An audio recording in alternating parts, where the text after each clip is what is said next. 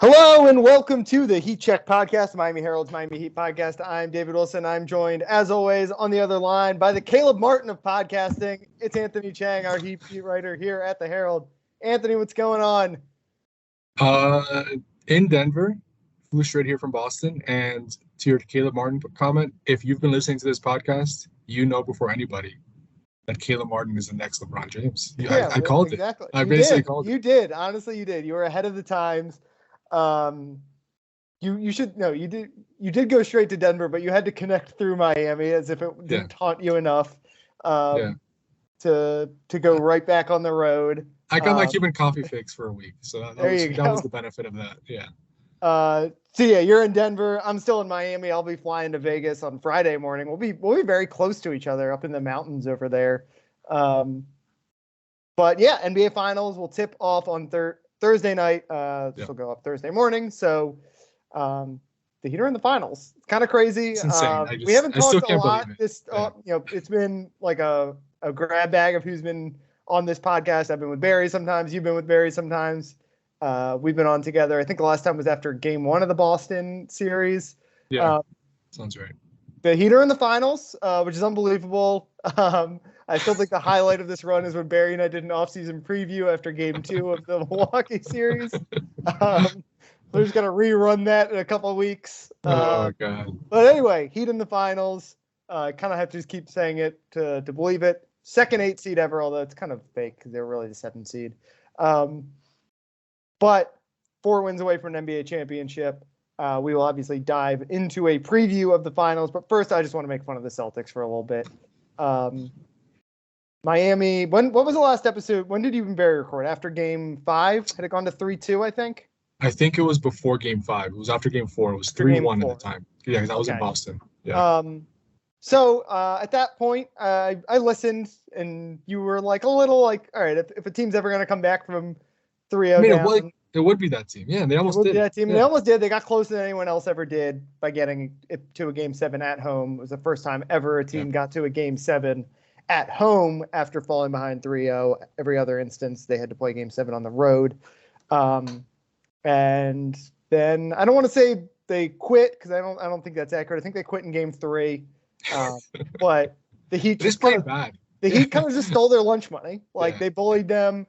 They folded, I would say, more than they quit. I don't think they gave up they gave up in the third quarter or whatever. But the Heat just, as we've said over and over again during these playoffs, the Heat have a couple advantages that we've seen come through in these playoffs. Jimmy Butler, right? Caleb Martin turning into like one of the 35 best players in the league out of absolutely nowhere. Like, I don't care. I know Heat fans can be like, oh, we knew Caleb all along. He averaged 9 points a game in the regular season. Yeah, right. We liked Caleb. We were very pro Caleb on this podcast. We were always like, that's not the problem. He's been kind of an upgrade over PJ a little bit in the starting lineup. He shot 60% from the field against the Celtics, and 9 of 9 on mid-range shots in the series. Like, that's ridiculous. What I want to say, the big advantage I think we saw in all 3 rounds of this playoffs, and it might be, we'll talk about whether it's still an advantage but how big an advantage in the finals is the Spoelstra effect. Yeah. It comes around every playoff run, but this year I think more than ever. He's got to maybe get 2 coaches fired by beating them. We've said it over and over again. The Heat do the thing they do better than anyone else is find your weakness and exploit it. And we saw that in every round. And I think we saw that, in this Boston series too, in Game 7, where Boston had no move. They have one move, right? It's take a bunch of threes. And basically 4 times in the series, really 5 because they didn't shoot well in Game 6 either and just got one of the craziest wins ever. They had no moves off of that, and the Heat had, Jimmy was not great in the first half, or really the first 18 minutes or whatever got going, I guess, around the end of the second quarter, and was pretty good in the second half. But they just can manufacture offense. They've got enough good shooters.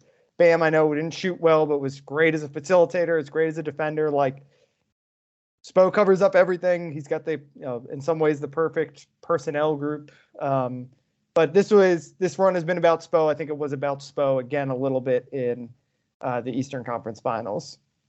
Yeah, I think Game 7 was a perfect example of that. They switched more than any other game in that series in Game 7. It was more than they had like in any game like all year or something, right? Yeah, Wasn't it like some stat like that? Yeah. They basically switched everything, which is not what they usually do.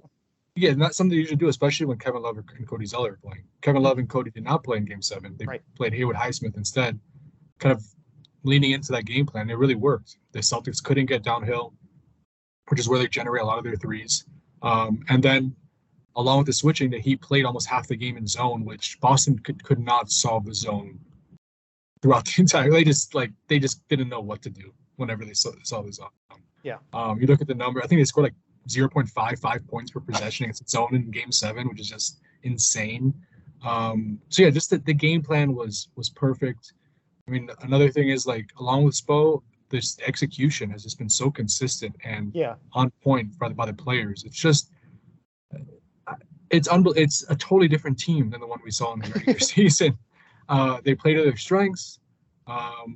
They lean into that. They have the best 3-point percentage in the NBA in the playoffs, even better than Denver. Yeah. Have a really good defense, a versatile defense that could kind of shapeshift to make it work against any offense, which will be interesting to see against Denver's, elite offense and with Jokic how they handle that. But yeah, it was just an impressive, one of the most impressive wins in Heat history for a number of reasons, right? To go into Boston to go into Boston Game 7 after losing 3 straight, including that Game 6 heartbreaker. All the momentum on Boston's side. It wasn't like they stormed out of the gate, right? They had 3 terrible, no one can hit a shot. I think Boston started 0-12 from 3. Boston. Yeah, they couldn't hit a shot, and the Heat struggled a little bit early too. Hey, you in that arena, people were ready. It was everyone just knew. They interviewed Pedro on the pregame show. Yeah, it was just like everyone just assumed that it was over. Yeah. And the Heat pretty much dominated the game from the start. And yes, Jason Tatum turned his ankle early on. He seemed to be limited by it the rest of the game. But look, Jimmy's been playing on a bad ankle for the last couple weeks. Bam is not 100%. So you obviously can't use that as an excuse. It was just a really gutsy, memorable win for this team full of crazy people who don't listen to any they're so counterculture. Whatever's supposed to happen, you always count the opposite way because that's just what they do. Yeah. Before we move on to the Nuggets game, the Nuggets series, I should say, I want to say Jimmy, kind of a weird Jimmy game, but kind of a perfect Jimmy game, right? It's not the 40-point explosion, but Caleb seemed to hit every big bucket, but basically Jimmy went every bucket pretty much. Yeah, the switch kind of flipped. The Heat could it was basically just once Jimmy showed up and started making shots, the Heat were going to pull away in that game because all the role players, just as they did in Game 6, were really pulling their weight. They just needed one of the 2 stars to show up, and Bam did his part on the defensive end all night long. And I think did he lead the team in assists also, I think, in the game? Sounds right. He was very good as a facilitator. And then Jimmy just, hit enough shots, hit some huge threes. It's kind of that was his most reliable shot for a little while there. And even some of his misses early on, it wasn't like he was just leaving everything short. He had a couple rim out. You kind of tell he was gonna have it. And once he got it, the Heat pulled away. And the Celtics, who just play basically 5 guys who got put together to pick up game and have never met each other before. They just don't have that they don't have that edge. I don't know if it's all cliche stuff, but the Heat, I think the way you put it, where this Heat team just knows who they are, knows their identity, knows their personnel so well, and trusts everyone. At this point, they trust everyone, right? Anyone who takes a shot in any moment, you're not panicking when I don't want to throw anyone under the bus, but Victor Oladipo, there were stretches this year when that 3-pointer was not going, and just and even Kyle Lowry this year, there were stretches where his shot was not going, and just every time they took a shot, it felt like a wasted possession. The Heat have no wasted possessions. No. Sometimes they turn it over or whatever, they're trying to do too much maybe. But every NBA team is going to turn the ball over 10 times a game. Or if you're Jaylen Brown, any NBA player is going to turn the ball over 10 times a game.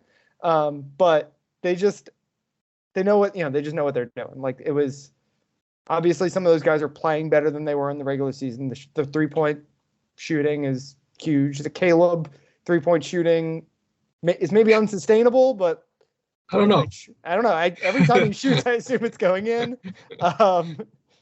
But yeah, like they get good shots. They get good shots in a way that, like, the Celtics they have good players, but they don't get good shots, right? Like, yeah, their offense is basically Jason Tatum. Barry likes that I've coined the term tall person three or tall man three. I don't remember exactly what I said, but he's just tall and he shoots threes. That's kind of all he shoots over somebody. Yeah. Like, that's the Celtics try to do that. The only guy who really gets open shots for them feels like is Marcus Smart, and obviously that's partially by design. Yeah, Derek White is Derek White's good. I like Derek White. But the Heat they run an offense. They pass up mediocre shots for good shots. Like, this is the Heat team that, I mean, it's not even the Heat team we saw last year, right? Because the Heat team we saw last year, I think we said this last time, like, they were scoring like 92 points a game. Yeah, the offense was bad in the play. This is the Heat team we saw in the bubble, right? Where it's just like, it felt like extra passes. I mean, Duncan is a huge part of what they're doing, which is a throwback to the bubble. They're kind of the best of both of those teams at this point, because they're playing a lot of defensive personnel. Like, obviously we'll see what happens with Tyler. We can maybe talk a little bit about that, although I think maybe that'll be more of a topic for next week. But, like, Spo's got his defense. Like, we always joke that he likes to play the defense over offense. And is that always the right decision? Who knows? But it's clearly working right now. And they're getting enough offense because the shooters are hitting the shots. Yeah. I mean, in Game 7, they only took 28 threes and they hit 14 of them. I mean, that's just, is that sustainable? Probably not, but they've been doing it all playoffs. But when you only shoot 28, like, how many threes did the Celtics shoot? Like 50? Like, like 40, exactly. They're not. And they still outscore them. They're not being choosy with their threes. Like, there's to shoot 45 threes, you have to take some bad threes. When you shoot 28 threes, it means most of those threes are probably pretty good threes. Yeah, no, for sure. Just to put into context, like, the Heat, bad 3-point shooting team in the regular season. That's been well documented. We have covered that week after week after week. It was probably the thing we talked about most. In the playoffs, they have become a historically great 3-point shooting team. They are on pace to become just the 5th team in NBA history to shoot 39% or better on more than 30 three-point attempts per game during a single playoff run. That is just, considering. Who else is on that list? Like Warriors and 2015-16 Warriors, 2015-16 Cavs, 2016-17 Cavs, and randomly 2020-21 Jazz. 16-17 Cavs are underrated, right? That's the team that lost to Durant, I think. I think so. And I must say, this is for teams that had a playoff run that lasted at least 10 games. Not like if you got swept in the first round. Right, yeah. So, right.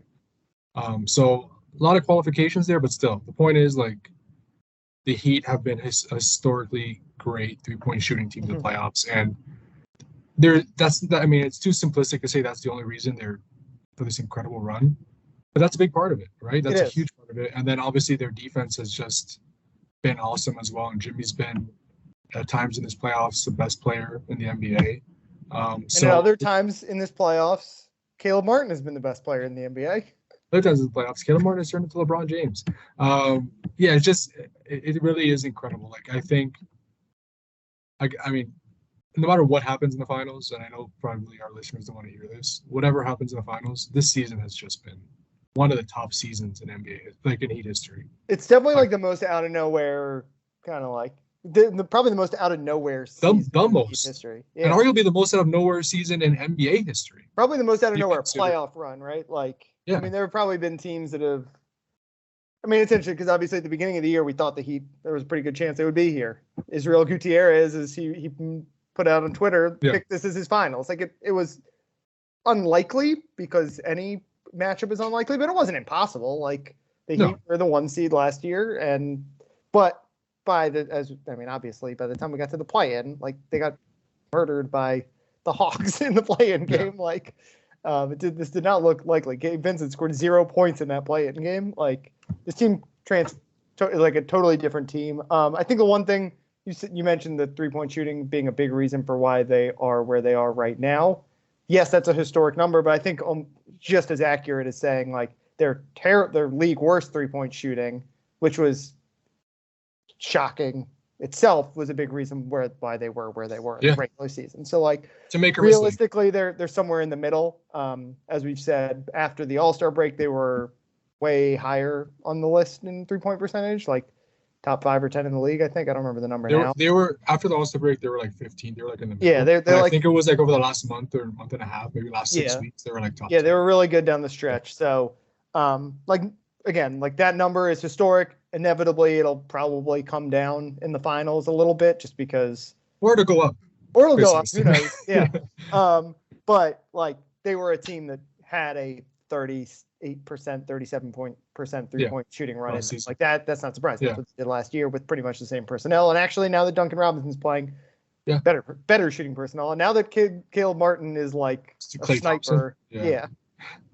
Let's before we pivot to the Nuggets series, and obviously a lot of this stuff will overlap, but Caleb, you want to just talk about? I mean, this is this is when we talk about like out of nowhere things that happen in the NBA. He's the breakout star of the playoffs. I can't ever remember a guy going from, and he was a starter, he was a good player, but as we said, like a 9-point a game scorer. Like I can never remember a role player. And he's a role player. Like he's not even like a super role player. He's not like he's like your 4th, 5th starter basically. Turning into a guy who like I don't know, like he's gonna be an all-star next year. Like he kind of looks like it.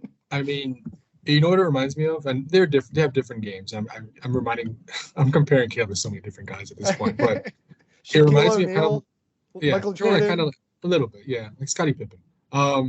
It reminds me a little bit of like Andre Iguodala and those Warriors teams, you know. That's actually just kind of that really like just does everything, like great defender. Weirdly, like he somehow creates his shot better than Iguodala does. Just in terms of like you trust him to shoot a 3, right? You trust him to defend his ass off. You like make right plays, make smart plays. He just that guy like every championship team needs, right? Like that 3rd or 4th guy that every championship team needs, that just gonna fill in the gaps. I mean, Caleb did more than that, just that in the Eastern Conference Finals, but he shot 60% from the field, 50% on threes, grabbed 7 rebounds a game, 2 assists, like 19 points. He was, to me, it's hard because I think Jimmy, you can make a case for Jimmy too. Do you have a vote for the Larry Bird Trophy? I did not have a vote this time. And I'm kind of glad I didn't because that was tough. You don't want to have to make that choice, But I think I would have voted Caleb because I think I would he was the just consistently making that such a positive impact. And there was, I mean, the argument you make for Jimmy is Caleb got a lot of those shots because of Jimmy, right? The attention they're giving Jimmy, sagging off of Caleb, and Caleb made them pay.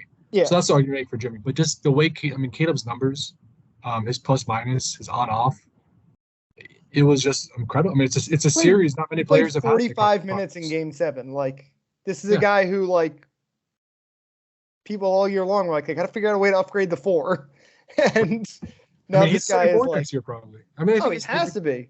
He's like Is he going to be like on top 100 like lists when we get to the preseason? Like, and ESPN's putting out their top 100? Like, I don't know. It kind of looks like it. The Hornets feel right now.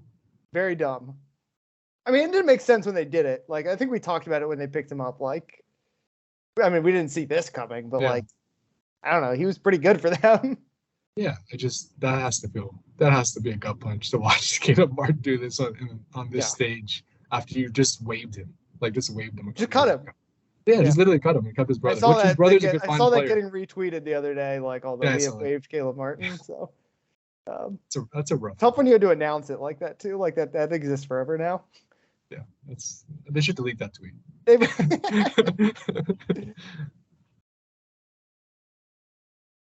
All right, let's dive into the finals preview. I don't know, where do you want to start? You were at Media Day today. Let's just start the Media Day circus. What are going to be the storylines that everyone's talking about in this finals?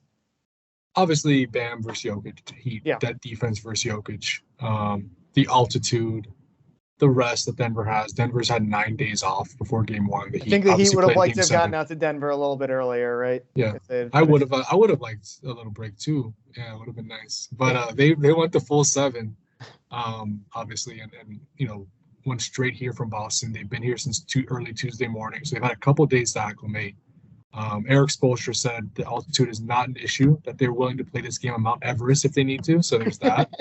And I don't doubt them at this point. But yeah, I think they probably win. Yeah, they probably win. Exactly. The main thing is really like stopping Jokic. Like, how are they going to do that? Can the Heat even like Zona's been such a big part of their success in the playoffs? Like being able to use it at in timely moments.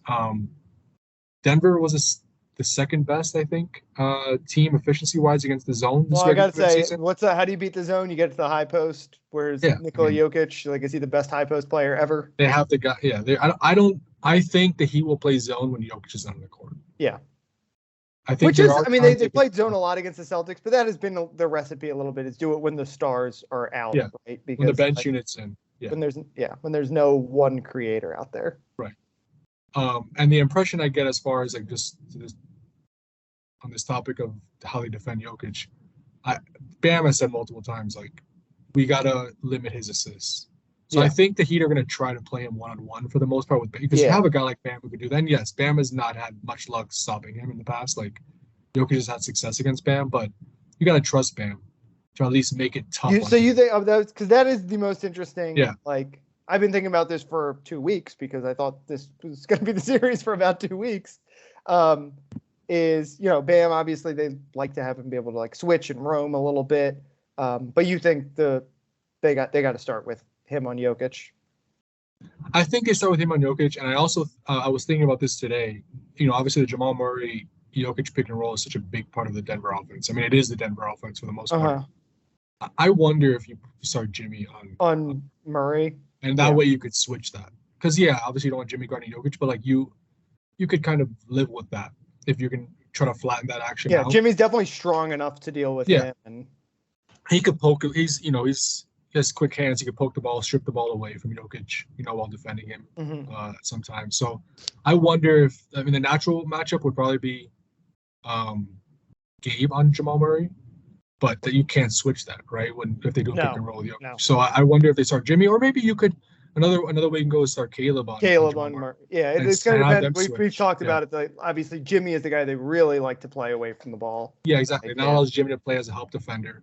And maybe that's the way to go. Jimmy plays maybe guards Aaron Gordon. Especially if they're such a good passing team, you can jump those passing lanes with Jimmy. Yeah. But that'll be. I'm really interested to see how they start out. I know they're going to try. They're going to try a lot of different. Like we're going to see Haywood Highsmith on him. Like they're going to do a lot of different things against him. But I'm really interested to see what the first instinct is. And it's interesting because in an NBA playoff series, you have your matchup you start with, but I wonder, like, is that the move that they think is their best move, right? Because you're safe. Everyone adjusts. Yeah. Sometimes you save a move for game 3 or whatever. So, like, I'm going to be really interested to see what they do to start, what Spo's first instinct is, and whether that first move is kind of like the move. Like, because you're not going to shut down Nikola Jokic. Like, you're not going to just put Bam on him and it's going for 4 games and you're going to win the finals. No. And that's what Bam was. Bam was like, if he scores 30 points, fine. But it's when he gets 12, 15 assists, that's the issue. So you want to cut off those passes and make him play as a scorer, which, again, it's not great if he scores 30-plus points, but it's like you said, you can't stop everything, right? So if you can limit his assists to like 5 and he scores 30, maybe you consider that a win, right? Because you're not getting other guys involved. But, I'm really interested to see what they do because, look, like to your point about them things evolving over the series, that second-round series against the Knicks, I think Jimmy started on Brunson. Right. And then as the series went on, it was Gabe on Brunson for the most part, picking up full court, and Jimmy playing on Barrett and allowing Jimmy to play as a roamer and as a help defender. So, I'm interested to see what's going to happen in game 1. And then the Celtics series, like Caleb starting toward the end of the series, like things change over a long series. So it doesn't mean that that's the strategy that he will use the entire way. But, the first thing, like I'm very curious to see what Spo's first instinct will be and how to really try to defend a historically good offense. Yeah. And the challenge there is, when a team's best player is a guy like Jason Tatum or Jalen Brunson or Giannis is I guess more similar to Jokic, but like 4 different guys can guard those types of guys, right? Wings, guards, like you can play your 1 through 4 usually can hold up a little bit. When the best player is a guy like Nikola Jokic, who's a huge center, who's also super offensively skilled, like you've said, Gabe can't play against him. Max Strus No. can't play against him. No. Can Caleb even play against him with how like thin he is? I don't know. Like you're kind of down to those two guys, and obviously, like how often is that 5-man lineup on the court? Like it's not ultimately that much. Like I said, I think Highsmith is a guy who's interesting to me because he's a good defender and very sturdy and stout, I would say. Love and Zeller, do you think there's a role for them? I don't know. I mean, Love, like, again, good size, right? Like strong, like can hold. I mean, Zeller, I guess too, but like. But the pick and roll with Jamal Murray is going to be tough. But with the Jamal Murray, it's going to be tough. Yeah, you kind of run out of moves real quick, and then especially if we see Tyler Hero get back, there's just another rotation spot out of the mix. Like, I mean, I'm sure we'll see Love at some point in this series, right? Like he's too valuable of an offensive player and that kind of stuff. And Zeller has size that might be able to throw at Jokic just for a couple minutes every now and then. UD, throw him out there.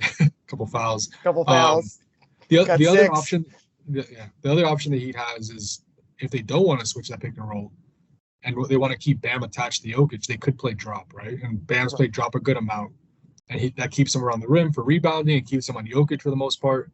The danger in that is it really puts a lot of pressure on the on-ball defender because then Jamal Murray is getting into that space in the mid-range where he's really good. He's really good, yeah.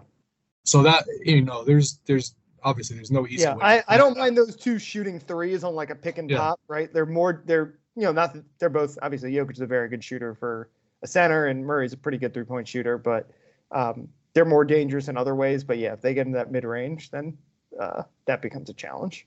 Yeah. So I think they'll try to switch it at first, especially if it's Jimmy or Caleb on Jamal Murray. I think that'll be a clear sign of like, okay, they want to switch this. If it's Gabe on Jamal Murray, it's gonna be, okay, they're gonna play drop because that's not gonna switch that. So to me, that's like the number one thing I'm looking for tomorrow, at the beginning of game 1. Yeah. The image of Gabe, I just keep picturing Gabe trying to guard Nikola Jokic. Gabe, who's a very good defender, but and he can guard up. He's strong. He's a small fella, and Jokic is a large fella. Yeah, that's for sure. Are we just at this point we're assuming Caleb starts, right? Again, like it has to, right? He can't. You have to start. He's one of the 100 best players in the NBA. He has to start. It's like Kevin Love is not starting. He lost his starting job. Yeah. I mean, especially with I guess they play Gordon's their 4, right? Like Gordon's their 4. Yeah, that's kind of like that's a pretty good matchup for Caleb, right? Two super athletes. Not again, I think Love will play, especially in a 7-game series. Like everyone gets in. There'll be moments, right? But yeah, it has to be Caleb. Yeah. On the other end, look, Denver's a really good offensive team, and they're a better defensive team than I think people give them credit for, and they've been a good defensive team in the playoffs. But I do think there are definitely areas that he could take advantage of. Yeah, so we've spent a lot of time, and I think most people are thinking, how does this team guard Jokic? But give me your thoughts on the offense. Yeah, I mean, look, like they play the Bucks and the Celtics. Those are two teams that there aren't many weak spots on those defenses. There aren't many guys to pick on. I think with Denver, and we saw the Lakers do it, they're going to try to put Murray in, they're going to try to throw screens at Murray to get the switch onto Jimmy. Mm-hmm. I mean, LeBron did it relentlessly in one of those games. Like he just kept calling up Jamal Murray to defend, basically get him in the post and score on him, and it was really effective. I think Jimmy will try to do the same thing.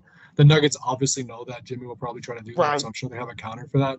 But and Michael Porter Jr. has gotten better on defense, but he's thin. There are guys Jimmy can take advantage of, I think, in ISO situations against Denver. Aaron Gordon is a really good defender, so that the goal will be to try to get him off of Jimmy as much as possible. Mm-hmm. As far as Bam, I do think Bam has a chance to have a really big series. Like you got to make Jokic work, right? Jokic is gonna play drop. It's going to give Bam that space. He might be able to get some 4-on-3 situations on those pick and roll actions with Bam. And then he can create like for another 3-point shooter in the corner, or he can hit that midi, or he can attack. Like Bam has to be aggressive and really make Jokic work and maybe get him into foul trouble in a game or two. So I really I do think there are opportunities for Jimmy and Bam to get going and have big games in this one. Yeah, Bam's obviously got to hit his shots, but I liked most of what he did. Just like obviously I wish he made some shots, but I like a lot of the way he played offensively in that Boston series where you know, I mean, I love when he does like the dribble handoff type stuff and his screen setting. That's been more bigger part of their offense. Well, especially with Duncan back involved, right? Like they're so good at that. And, you know, that's a way to get Jokic working, right? If Bam is setting 3 screens on him per possession, like Jokic isn't going to get like flustered by that. He's like a big, strong, tough Serbian guy, but like that'll wear him down a little bit again, as much as you can wear him down. The altitude, any concern there? Or is this Heat team just like so psychotic that like they're never going to realize that they can't breathe? They're crazy people. It doesn't matter. But I will say this: like the Nuggets. How are you feeling? Are you winded? Yeah, I actually feel okay. I feel okay, thankfully. I'm gonna do a Peloton class after this in the hotel gym, so I'll tell you then. I might be out of breath really quickly. But I don't know how much. I mean, obviously the altitude has an effect on guys. Mm-hmm. Plus, the Nuggets are really, really good. But the Nuggets had the best home record in the regular season. Yeah. They're undefeated in the playoffs at home. So probably both those factors play a role in that, right? Altitude, the Nuggets being really good. The Heat hasn't won in Denver since 2016. There's that. So I don't know. I don't know how much altitude will have an effect, but it has been a tough place for almost every team to play. Yeah. And also the Heat, who haven't won there in 7 years. Is there any residue from the Jokic Morris dust up 2 years ago? You know, different guys were asked about it today, and they kind of brush it off. I do believe that. I don't think that's just like them trying to shoot. I mean, Morris isn't on the team, right? If Morris is still on the team, then and I think guys respect Jokic too. Like I think Jimmy really respects Jokic. It's not like there's any bad blood there. I think in the moment, obviously, it was there were tempers flaring, but more than a year and almost 2 years later at this point, I don't think that's going to be much of a storyline. What else do we have? Any other kind of last offensive thoughts? I kind of jumped away from that, but did you have anything else there? Yeah, I mean, when all else fails, just throw it to Caleb Martin and let him work. I mean, I think besides the guys we talked about, besides the obvious guys, I do think Gabe Vincent too will also be important because they do play a lot of drop, and Gabe is kind of good in those midi situations and kind of snaking his way through the lane, and kind of he's got a little defense. How about that? He's got a little Chris Paul to him. Yeah, it's funny because last summer he talked about that. He talked about wanting to get better in the mid range and studying Chris Paul, and we've seen it, like especially in the playoffs. They're built pretty similar too, right? Like strong, small, 6 foot, probably like on the dot, but strong. So Caleb Martin, LeBron James, Gabe Vincent, Chris Paul. I mean, there's no wonder this team is exactly. And Jimmy and Michael Jordan, Jimmy Butler. Yeah, it's just it's incredible. Jokic. I think this is going to be a really tough series for the Heat. Yeah, so that's where I want to go. I don't want to make you to do a prediction, but like, part of me worries. Like, I don't think it'll happen because I think this Heat team is like too tough, and even in that LA series where like they should have been done in 4 games that year, right? In the bubble, like with all the injuries they had, Bam and Goran hurt. Yeah, still went to 6. Like they're not going to go out. I'd be shocked if they lose in fewer than 6 just because of this team's DNA and Spo and Jimmy. And they're crazy. Everything. And they're great. Right. Yeah.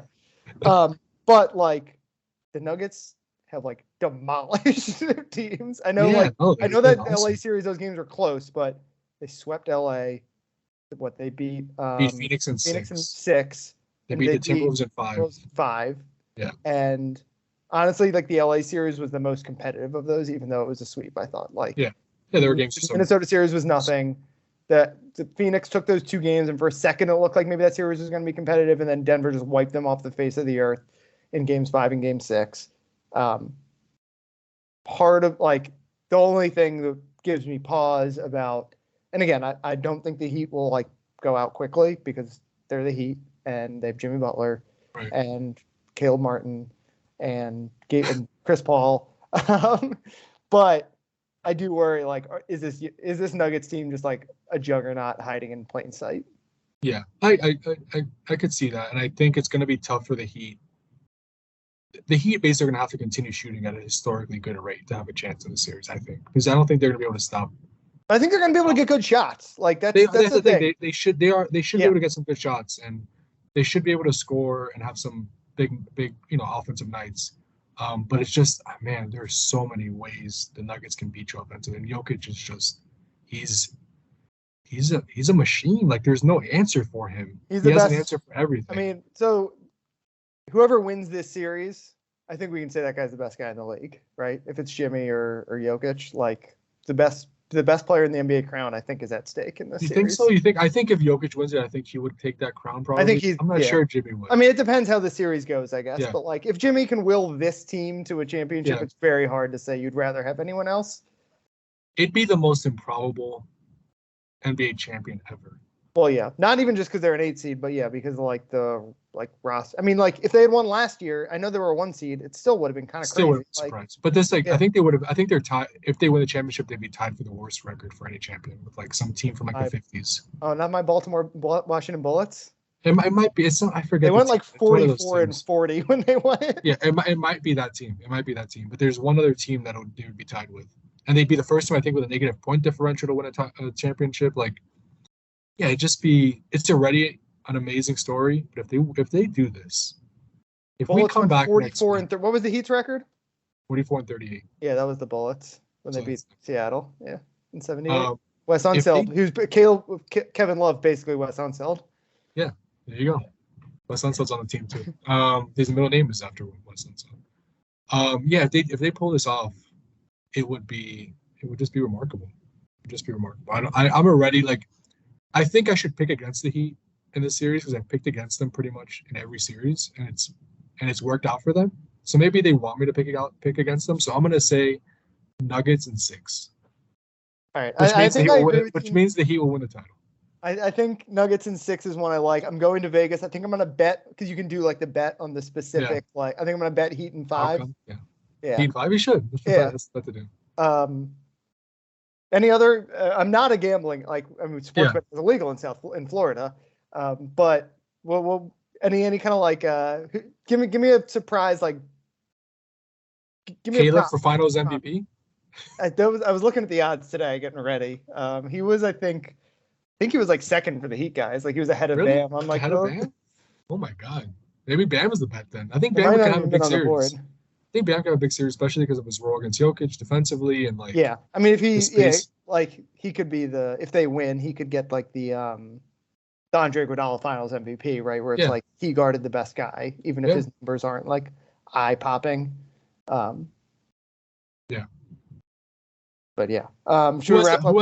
Real quick? Who has the better chance of winning the championship, the Panthers or the Heat? I think the Panthers. Right? Yeah.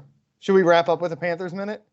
Yeah, go ahead. Oh wait, should we wrap up by saying it's pretty hilarious that 2 Miami teams ended the year at the Boston Garden in Game 7? Oh my god, poor Boston.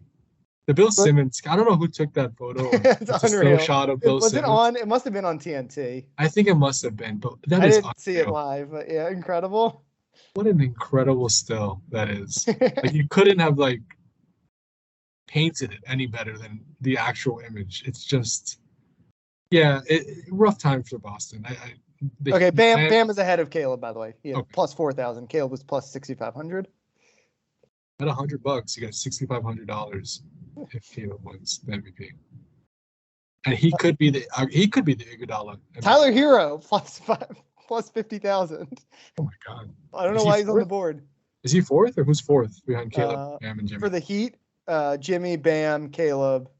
And then Strus, Hero, Gabe are all plus 50,000. Wow. If Strus wins Finals MVP, at this point, I don't know anything out with this team. It's just along for the ride. It's just been, I think, one of probably the most surprising playoff run in South Florida sports history. I think more surprising the Panthers. I do. Yeah, I don't know. I mean, I don't know enough about '96 Like, I wasn't alive. I mean, I was alive, but I was 4 years old and didn't live down here. That was pretty surprising, I guess. But they were like a 5th seed. I remember looking. They weren't like the 8th seed that year. Yeah, and it's hockey. Like you just expect randomness more in hockey. Like this is only the second 8 seed ever to make the NBA finals. So. And I know they're not a true 8 seed. They're like kind of a 7 seed, but I don't think a 7 seed has ever made the finals either. So there's that. Well, wasn't when the Heat made it as a 5 seed? They were like that was like one of the lowest ever too. Yeah, I think 6 very seed rare. I think 6 seed was like the Rockets did it with Hakeem once. Yeah, I mean, whatever, that Bullets team must have been a pretty low seed if they were 44 and 38. But I don't think the thing is back then, I don't think there were 16 teams. Right, that's true. Yeah, I think there were like 18 playoffs or whatever. Yeah, it was different. Yeah. Yeah, Panthers minute, I think they got, I don't know. I kind of think they're going to win. I kind of, after game 2 of the series, I was like, all right, I think they're going to win it all. So, yeah. My only concern is 10 days off. Vegas had a very good record in the regular season. But like a lot of their like numbers were like the Panthers were better than them in the regular season, like in terms of like possession numbers, scoring chance numbers. The Vegas does not have good special teams. Their power play and penalty kill are both pretty bad. Like, yes, I think they were tied for 4th in the league in like record in the regular season, but like most of their like profile, the way they profile in terms of like their talent, and part of it is one of their best players missed like half the season. But like their goaltender's hot, but he's not like a star. Their special teams is not good. Their leading point scorer had like 66 points in the regular season. So it's like I don't know, like on paper, the Panthers are kind of better. In the playoffs, Vegas's numbers are much better than the Panthers, but the Panthers have also played like an insanely difficult schedule, obviously. So my only concern is 10 days off. Like, what does that mean for Bob? Yeah. Like it's just impossible to know. Yeah. That's what's hard about picking an NBA. You know, NBA, we can look at all these matchups. NHL is just like, is the goalie going to be? Is the goalie still hot? Yeah. Yeah. One other question before we finish. Is Kachuk right now the best professional athlete down here? I mean, I just said Jimmy Butler might be the best player in the NBA, so it's those two, though. They're on a tier of their own. Even ahead of Tyreek? Yeah, I think. Tua, and I know Sandy's a drop off. Sandy's having like a shaky year. Luis Arias, Jorge Soler. Right. But yeah, I think it is Jimmy and Kachuk. Well, here's my question. Is Matthew Kachuk – so Jimmy's obviously the most popular athlete in South Florida. Oh, Tua maybe, I guess. I think Tua still, yeah. But is Kachuk – this is definitely the most popular a Panther has ever been. Is he like – he's getting up there. Yeah. We're like – is he 3rd, 4th on like the – like Tua, Tyreek, Jimmy probably is the top. Is he more popular than Bam? I mean, I know Bam is kind of polarizing at this point, but – yeah. Right, I think those are the clear top 3, right? Tua, Tyreek, Jimmy. Yeah. You think? I don't think I'm forgetting anyone. I think Tua, Tyreek, Jimmy, and Kachuk. And then Kachuk is 4, I think, right? Yeah. And then you got probably Bam. You got Bam, Jazz, right? Jazz is probably pretty popular, especially with the kids. Sandy. Yeah. Jalen Waddle probably. Caleb Martin. Yeah. Jumping up the list. These are the people love some Caleb Martin. Yeah. Yeah. Christian Wilkins, right? Like there's a couple like the Dolphins. It's hard to know because they're so much more popular than everyone else, right? So it's like, yeah, I guess just like those guys are all more recognizable than everyone else. But this is the most popular Panthers player has ever. Like his. I don't know if you saw it. You probably didn't see it because they didn't show it on TV. But when they introduced him in the crowd, like at the Heat game last week, it was Bad Bunny sitting there. Yeah. Like do you like his elbow room shirt? That was awesome. Have you ever been to the elbow room? I've never been. I have not been. I live pretty close now though, because I'm up in North Miami. So I know it's legendary. You should go. But that was great. We got to get him some like an 11 T-shirt for next time he goes to a game. Or Flanagan's. Flanagan's, yeah. Or Versailles T-shirt. How about that? There you go. That's I don't think any Panthers live in Dade County. That's my only problem with them. Why would they though? I know why would they? Yeah. I think that's part of like, not to get too deep, this is another podcast on its own, but I think that's part of the disconnect for a long time with the Panthers and like Miami is that there's kind of they're a Broward team. They're a Broward. Yeah, they're a Broward team, but now since they're playing well, obviously like Miami's. I mean, I've talked to like the president, like they don't market to Miami that much because. Who's driving up from downtown Miami with Panther season? Like, you'll go to a game once or twice a year or whatever, but like, no one's buying season tickets from South Miami. Right. And it's not like hockey's a big sport down in Miami either. It's like if the football team was in West Palm, they would still market to Miami because Miami's a football city. Like, it's not like no hockey. So yeah. All right. This was fun. We'll do this again next week, I guess. So what's our schedule? We got game 1 Thursday. They play Panthers game Wednesday. 1 Saturday. They play Wednesday. I'll be back. You guys play. The Panthers play Wednesday. Panthers play Wednesday. They do? No, they don't. They play Thursday. No. What day did he play? They play Wednesday. Game 3 is Wednesday. Okay. At home. So we'll record. I'll be home by then. I fly back Tuesday. Panthers don't play till Thursday. They get 2 days off on the travel day. So we'll record that night or the next morning. Yeah, we got potentially 14 games in 14 nights, all on different nights in the first 19 days of June if both these series go 7. So we're gonna need a vacation. Yeah. Yeah. All right. You can follow Anthony on Twitter at Anthony_Chiang.